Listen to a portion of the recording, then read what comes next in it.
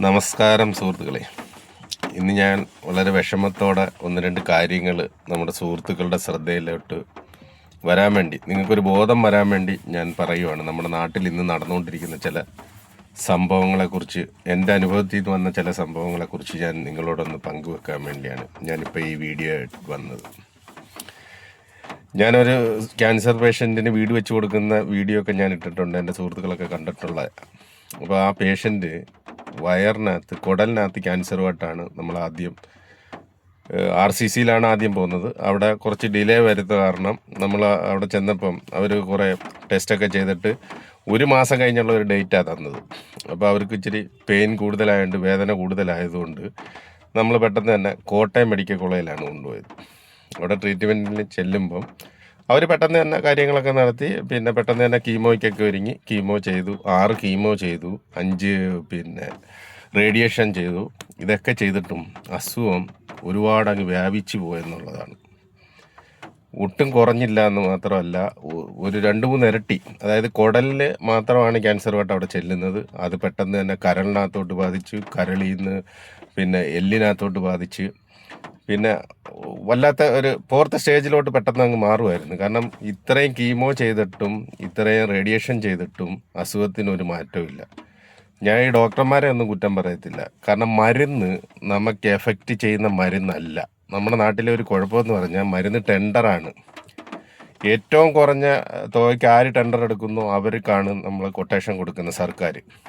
അപ്പം മരുന്നിൻ്റെ ഗുണമേന്മ കുറവായതുകൊണ്ടാണ് ഇങ്ങനെ സംഭവിച്ചതെന്നാണ് എൻ്റെ ഒരു അറിവ്. നിങ്ങൾക്കത് മനസ്സിലാകുന്ന ഒരു കാര്യം കൂടെ ഞാൻ പറഞ്ഞുതരാം. നമ്മുടെയൊക്കെ ഹെൽത്ത് സെൻ്ററിൽ, നമ്മുടെയൊക്കെ വീട്ടിൽ നിന്ന് എല്ലാവരും മരുന്നിന് പോകുന്നതാണ്.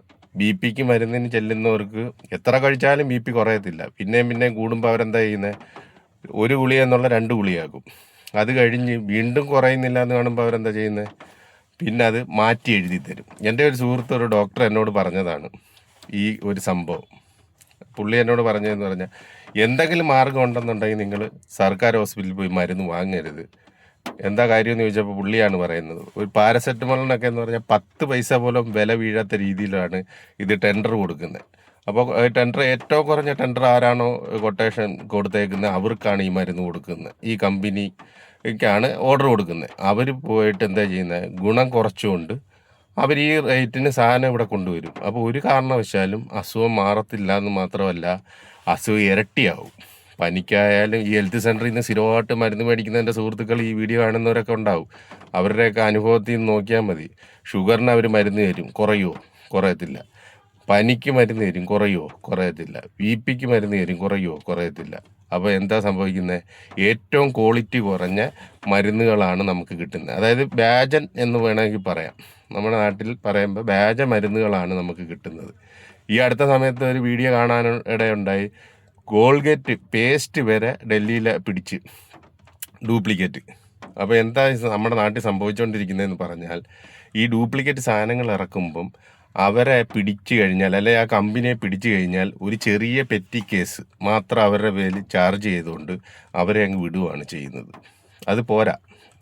അപ്പോൾ വീണ്ടും അവരെന്ത് ചെയ്യും? ഇപ്പം നമുക്ക് തന്നെ ആലോചിച്ചാൽ അറിയാം. വെളിച്ചെണ്ണയുടെ ഒരു കാര്യം പറയാം. വ്യാജ വെളിച്ചെണ്ണകൾ ഒരുപാടുണ്ട്. അപ്പോൾ ആ ഒരു കമ്പനി റെഡി ചെയ്ത് പിടിച്ചു കഴിഞ്ഞാൽ അവരെന്ത് ചെയ്യും? ഒരു ചെറിയ പിഴ ഈടാക്കിക്കൊണ്ട് ആ കമ്പനി അടച്ചു പൂട്ടും. പിറ്റേന്ന് അവനെന്ത് ചെയ്യും? അവൻ്റെ ഭാര്യയുടെ പേരിലോട്ട് ഈ പേര് മാറ്റും. ഇപ്പോൾ കോക്കനട്ട് ഓയിൽ എന്ന് പറഞ്ഞ ഒരു കമ്പനിയാണെന്നുണ്ടെങ്കിൽ അവൻ ശുദ്ധമായ വെളിച്ചെണ്ണ എന്ന് പറഞ്ഞിട്ട് അടുത്ത ഒരു കമ്പനി ഒരു പേരും ഇട്ട് ഒരു രജിസ്ട്രേഷനും ചെയ്ത് ലൈസൻസും എടുത്ത് വീണ്ടും അവൻ ഇത് തുടങ്ങും. പക്ഷെ അത് പോരാ. എൻ്റെ ഒരു ചെറിയ അഭിപ്രായം വെച്ചിട്ട് ഞാൻ പറയുകയാണ്, ഞാൻ ഇതുവരെ ഒരു വീഡിയോയും ഷെയർ ചെയ്യുമെന്ന് പറഞ്ഞിട്ടില്ല. ഇത് അധികാരികളുടെ കയ്യിലെത്തുന്നിടം വരെ നിങ്ങൾ ഷെയർ ചെയ്യണം. എൻ്റെ ഒരു അഭിപ്രായമാണ്. ചിലപ്പോൾ അവർക്കൊരു ബോധോദയം വന്നാലോ, നമുക്കൊരു നിയമം മാറ്റി എഴുതേണ്ട ഒരു ആവശ്യമുണ്ട്. ഇത്രയും ക്യാൻസർ പേഷ്യൻറ്റും ഇത്രയും അസുഖം നമ്മുടെ നാട്ടിൽ വരുന്നതിൻ്റെ ഒരു കാരണവും കൂടിയാണ് ഞാൻ ഈ പറയുന്നത്. നമ്മളൊരു വ്യാജം മരുന്ന് അല്ലെങ്കിൽ ഒരു ഇത് പിടിച്ചാൽ, വ്യാജ എണ്ണ തന്നെ ആയിക്കോട്ടെ, വ്യാജ വെളിച്ചെണ്ണയുടെ ഒരു കമ്പനി പിടിച്ചാൽ ആ കമ്പനി പൂട്ടണം. അവന് മാത്രമായിരിക്കരുത്, അവൻ്റെ കുടുംബത്തുള്ള സകല ആൾക്കാർക്കും ശിക്ഷ കൊടുക്കണം. അവൻ്റെ ഭാര്യയ്ക്കും മക്കൾക്ക്, അവൻ്റെ അച്ഛനും അമ്മയ്ക്കും എല്ലാം. എന്താണെന്നറിയോ ഞാൻ അങ്ങനെ പറയാൻ കാരണം? അവരും കൂടെ പറയും, മോനെ ഒരു കാരണവശാലും നീ വ്യാജ എണ്ണ ഇറക്കരുത്, അല്ലെ വ്യാജമായിട്ടൊന്നും ചെയ്യരുത്, ശിക്ഷ ഞങ്ങൾക്ക് കൂടെ കിട്ടുമെന്ന് പറഞ്ഞിട്ട് അവർ ഇവനെ ഒരു ബോധവൽക്കരണം നടത്തണം. അതേപോലെ ആ കമ്പനി നിൽക്കുന്ന സ്ഥലം, സർക്കാർ പിടിച്ചെടുക്കണം. കെട്ടിടം ഇടിച്ച് നിരത്തിയിട്ട് സർക്കാർ ആ സ്ഥലം ഏറ്റെടുക്കണം. വാടക കെട്ടിടമാണെങ്കിലും അത് ഏറ്റെടുക്കണം. അപ്പം ആരും ഇങ്ങനെയുള്ള വ്യാജ കമ്പനിയൊക്കെ വേണ്ടി സ്ഥലം കൊടുക്കത്തില്ല, വ്യാജ കെട്ടിടങ്ങൾ കൊടുക്കത്തില്ല. പേടി വരണം, എന്നാൽ മാത്രമേ നമ്മുടെ നാട് രക്ഷപ്പെടുത്തുള്ളൂ. ഇപ്പം ഞാൻ വളരെ വിഷമത്തോടാണ് ഞാനിപ്പം പരുമല ഹോസ്പിറ്റലിൽ കൊണ്ടുവന്ന ആ പേഷ്യൻ്റ് ക്യാൻസർ പേഷ്യൻറ്റിന് മഞ്ഞപ്പിത്തവും കൂടെ പിടിപെട്ട് ഇപ്പോൾ ഇവിടെ കൊണ്ടുവന്ന് ഇവിടുത്തെ ട്രീറ്റ്മെൻറ്റാണ്. ഇവിടുത്തെ ബില്ലുകളും കാര്യങ്ങളൊക്കെ അറിയാമല്ലോ. നിവർത്തികെട്ട അതുകൊണ്ടാണ് ഞാൻ ഇവിടെ കൊണ്ടുവന്നത്. കുറേ നാളും കൂടെ എങ്കിലും ജീവിച്ചിരിക്കട്ടെ എന്ന് വിചാരിച്ച് എല്ലാവരുടെയും കൂടെ സപ്പോർട്ടോടുകൂടി അവരുടെ അച്ഛനും അമ്മയും എല്ലാവരും കൂടെ പറഞ്ഞ് ഇവിടെ കൊണ്ടുവന്നേക്കും. അപ്പോൾ പരുമലയാണ് ട്രീറ്റ്മെൻറ്റ്. ഇന്നിപ്പോൾ ഞാൻ ഡിസ്ചാർജ് ആകുന്നുണ്ട്, വിളിക്കാനായിട്ട് വന്ന് ഞാൻ പാർക്കിംഗ് ഏരിയയിൽ കിടക്കുവാണ്. ഇവിടെ കിടന്നുകൊണ്ട് എൻ്റെ ഒരു വിഷമം ഞാൻ പറയുവാണ്. ഈ പേഷ്യൻറ്റിനെ ഒരു പക്ഷേ ട്രീറ്റ്മെൻറ്റ് ചെയ്ത് മാറ്റാൻ പറ്റുമായിരുന്നു. വയറിനകത്ത് ക്യാൻസർ മാത്രമേ ഉണ്ടായിരുന്നുള്ളൂ, കുടലിനകത്ത് ക്യാൻസർ ഉണ്ടായിരുന്നു. അത് കീമോ ചെയ്തിട്ട് അത് ചുരുങ്ങുമ്പോൾ നമുക്ക് കട്ട് ചെയ്ത് ജോയിൻറ്റ് ചെയ്തിടാമെന്നാണ് ആദ്യം ഡോക്ടർമാർ പറഞ്ഞിരുന്നത്. ആ രീതിയിലാണ് ട്രീറ്റ്മെൻറ്റ് ആരംഭിക്കുന്നത്, കീമോ തുടങ്ങുന്നത്. 6 മാസം കൊണ്ട് ഇത്രയേറെ അസുഖം വ്യാപിച്ചു പോയെന്നുള്ളതാണ് അതിൻ്റെ കാരണം. ഡോക്ടർമാരൊക്കെ നല്ല ഇതിലാണ് ചെയ്യുന്നത്. അത് ഡോക്ടർമാരെ ഒന്നും ഞാൻ ഒരു കാരണവശാലും കുറ്റം പറയത്തില്ല. അവർ നമ്മുടെ ആവശ്യങ്ങൾ അറിഞ്ഞ് എല്ലാം പെട്ടെന്ന് ചെയ്യുന്നത്. പക്ഷെ മരുന്നിൻ്റെ ഗുണമേന്മ കുറവ് കൊണ്ടാണ് ഇങ്ങനെ സംഭവിച്ചതെന്നാണ് എൻ്റെ ഒരു അഭിപ്രായം. എൻ്റെ അനുഭവത്തിൽ നിന്ന് ഞാൻ പറയുവാണ്. ഇപ്പോൾ ഇവിടെ തന്നെ കൊണ്ടുവന്നപ്പോഴും പരുമല കൊണ്ടുവന്ന് ഇവിടുത്തെ ഡോക്ടർമാർ പറയുന്നതെന്ന് പറഞ്ഞാൽ ഇത് ഇച്ചിരി വൈകിപ്പോയി എന്നാണ് അവർ പറയുന്നത്. 6 മാസമായി.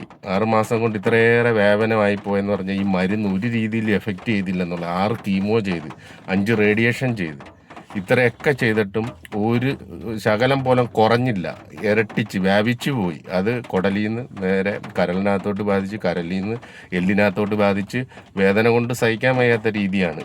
അപ്പം ഞാനിത് കണ്ട് സഹിയിട്ടിട്ടാണ് ഈ വീഡിയോ ചെയ്യുന്നത്. നമ്മുടെ സുഹൃത്തുക്കളും എൻ്റെ പ്രേക്ഷകരും ചെയ്യേണ്ട ഒരു കാര്യം, ദൈവത്തെ ഓർത്ത് നിങ്ങൾക്ക് എന്തെങ്കിലും മാർഗമുണ്ട്, ഭിക്ഷ തണ്ടി ആയാലും ശരി, ഈ പ്രൈവറ്റ് ഹോസ്പിറ്റലിൽ കൊണ്ടുപോയി ചികിത്സിക്കുന്നതാണ് നല്ലത്. സർക്കാർ ഹോസ്പിറ്റലിലെ ഗുണം ഒന്നുമുള്ള മരുന്നുകളല്ല നമ്മൾ തരുന്നത്.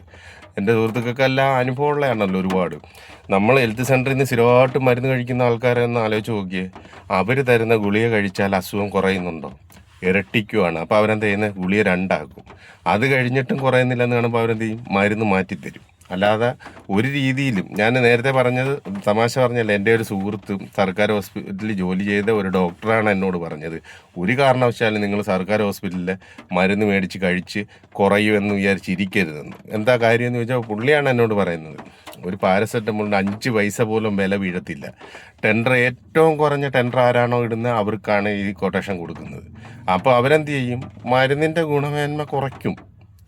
അല്ല, നല്ല മരുന്ന് ഈ ഏറ്റവും കുറഞ്ഞ വിലയ്ക്ക് തരാൻ പറ്റത്തില്ലല്ലോ. അപ്പോൾ അവർ ചെയ്യും, വെറുതെ ഉള്ള എന്തെങ്കിലും കൊണ്ട് തരുന്നതല്ലാതെ മരുന്നിൻ്റെ ഗുണം അതിൻ്റെ ക്വാളിറ്റിയിലും അല്ല അവർ ഇത് തരുന്നത്.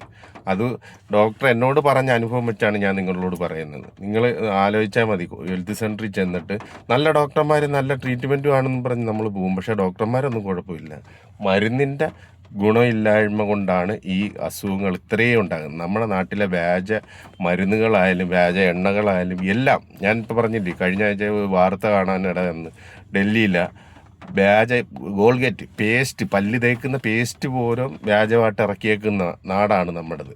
കാരണം എന്താണെന്ന് വെച്ച് കഴിഞ്ഞാൽ, നമ്മുടെ നാട്ടിൽ ഏതെങ്കിലും ഒരു വ്യാജ സാധനം പിടിച്ചാൽ അവർക്കൊരു പെറ്റി കേസ്, അത്രയേ ഉള്ളൂ. അവരത് ഒന്ന് ഇറങ്ങി വന്നിട്ട് വീണ്ടും അടുത്ത പേരിൽ അവർ വീണ്ടും ഇറക്കും. അതല്ല വേണ്ടത്. കഠിനമായ ശിക്ഷകൾ കൊടുക്കണം. നമ്മുടെ ഗൾഫ് രാജ്യങ്ങളിലൊക്കെ കണ്ടിട്ടില്ലേ, ഇവിടുന്ന് ഫസ്റ്റ് ക്വാളിറ്റി സാധനം മാത്രമേ അങ്ങോട്ട് കയറ്റിവിടാൻ പറ്റത്തുള്ളൂ. അല്ലെങ്കിൽ ആ കമ്പനിയെ അന്നേരം അവർ വാൺ ചെയ്ത് വിടും. അതേപോലെ നമ്മുടെ നാട്ടിൽ നിയമങ്ങൾ വരണം. ഈ തെറ്റ് ചെയ്യുന്ന ആളിനെ മാത്രം ശിക്ഷിച്ചാൽ പോരാ, അവൻ്റെ കുടുംബത്തെ മൊത്തം ശിക്ഷിക്കണം. അതേപോലെ ആ പ്രോപ്പർട്ടി കണ്ടെത്തണം. അങ്ങനെയുള്ള പേടി നമ്മുടെ നാട്ടിൽ വരാമെന്നുണ്ടെങ്കിൽ ഈ വ്യാജന്മാർ കുറേ കുറയും. ഇന്നിപ്പോൾ കാണുന്നതെന്ന് പറഞ്ഞാൽ കൊച്ചു കുഞ്ഞുങ്ങൾക്ക് തൊട്ട് ക്യാൻസറാണ്. ക്യാൻസർ എന്നല്ല, എല്ലാ അസുഖവും പ്രായപരിധിയൊന്നും ഇല്ലാതെ എല്ലാവർക്കും എപ്പോഴും ഉണ്ടാകുന്ന ഒരു രീതിയാണ് ഇപ്പോൾ അസുഖങ്ങൾ. അതുകൊണ്ട് ദയവ് ചെയ്ത് എൻ്റെ ഈ വീഡിയോ ഷെയർ ചെയ്ത് അധികാരികളുടെ കയ്യിലെത്തണം. ഞാൻ ഈ പറഞ്ഞ കാര്യങ്ങൾ അവർക്കൊരു ബോധം വരണം. ഏറ്റവും കുറഞ്ഞ ടെൻഡറിന് നമ്മൾ ഈ മരുന്നുകൾ കൊടുത്തു കഴിഞ്ഞാൽ അവർ ക്വാളിറ്റി ഇല്ലാത്ത മരുന്ന് തരുന്നത് കൊണ്ടാണ് നമുക്ക് ഇത്രയേറെ അസുഖങ്ങളുണ്ടായിരുന്നത്. നമ്മുടെ മുഖ്യമന്ത്രി ഇപ്പോൾ അമേരിക്കയിൽ പോയി ചികിത്സിക്കുക, അയാൾക്ക് കുഴപ്പമില്ല. പക്ഷേ പാവപ്പെട്ട നമ്മളെപ്പോലുള്ള ആൾക്കാർ എന്ത് ചെയ്യും? അസുഖം ഇരട്ടിക്കുകയാണ് ചെയ്യുന്നത്. അതുകൊണ്ട് എൻ്റെ വീഡിയോ നിങ്ങൾ മാക്സിമം ഷെയർ ചെയ്ത് ഇത് കണ്ടുകൊണ്ടിരിക്കുന്ന ഏതെങ്കിലും അധികാരിക്ക് ഒരു ബോധം വന്നിട്ട് എന്തെങ്കിലും നമ്മുടെ നാട്ടിലെ ജനങ്ങൾക്ക് വേണ്ടി ചെയ്യുന്നെങ്കിൽ ആകട്ടെ. അപ്പം എല്ലാവർക്കും വീണ്ടും ഒരു നല്ല ദിവസം നേരുന്നു. Okay, by.